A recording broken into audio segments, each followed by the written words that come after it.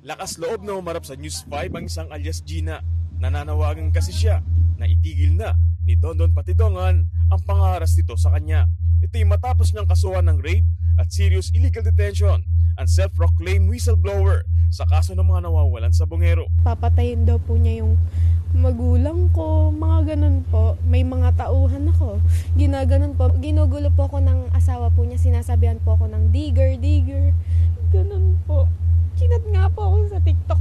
Tapos sinabi niya, magkano ba? Kwento ni Gina, 2021 niya nakilala si Dondon matapos siyang mapanood sa social media. 16 anyos pa lamang daw siya ng mga panahong yon at isang content creator. Noon, ang pakilala pa raw ni Dondon sa kanya ay Jason at niligawan siya nito.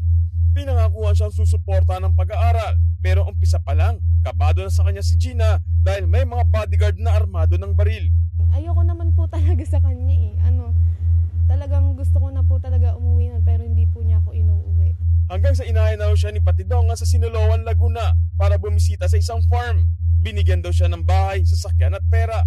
Pero paulit-ulit din daw siyang pinagsamantalahan at tinakot na papatayin kung hindi raw makikisama kay Patidongan. Hindi po ako nakapagsumbong kasi pinagbabantaan din po niya ako. Tsaka nung time po na nirape po ako, may nakaamba pong barel. Minsan nga po, gino-joke niya ako sabi niya.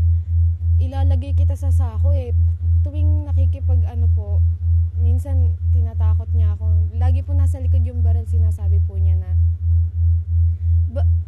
di ba napag-usapan na natin to? Kahit di ko po alam yung sinasabi po niyang napag-usapan, wala naman kaming pinag-usapan na gano'n.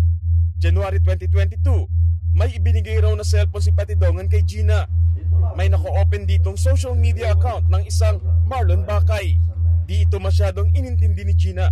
Ang sabi po niya, dun daw po yung sa nagchochope, ganon. Sabi ko, ha? Tapos hinayaan ko na po, wala naman po akong paki dun Ngayon, nalaman na lang niya na isang sabungero pala ito na kalauna na hinawala. Kung babalikan naman nangyari noong January 2022, umalis sa Tanay Rizal si Marlon Bakay at kapatid niyang si James. Kasama rin nila sina Mark Joseph Velasco, Rondel Cristobal at Roel Gomez para magsabong sa Manila Arena. Sumunod pa raw sa kanila si John Cloud Inonog. Pero ang lima, hindi na nakauwi at tuluyan nang nawala. Kwento ni Gina, baka ito na ang grupong dinala sa isang farm sa Lipa, Batangas para umano i-torture. Pinapunta niya po ako dun sa farm, sa guest house po niya ako pinapunta. May hawak-hawak po siyang barel, tapos pawis na pawis po siya. Tapos may tumawag po sa kanya, hindi ko po kasi alam kung sino tumawag. Tapos sabi po niya, sandali lang behas. Tapos naririnig ko po, pinapapunta na po siya. Tapos ang alam ko po talaga nun, may parang ginagawa po silang kunya, pang kinukuryente, mga ganun po.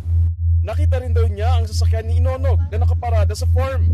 At nang pumutok na ang balita at nailabas na sa News 5 ang unang kwento na nawawalang grupo ng Sabongero, inutusan daw ni Patidongan si Gina na sirain at itapon ang cellphone. Pinapasunog niya po sa akin, tapon ko daw po sa dagat sa Quezon or basta pukpukin ko daw po ng martilyo. Alaman ko po na ang totoo niyang pangalan.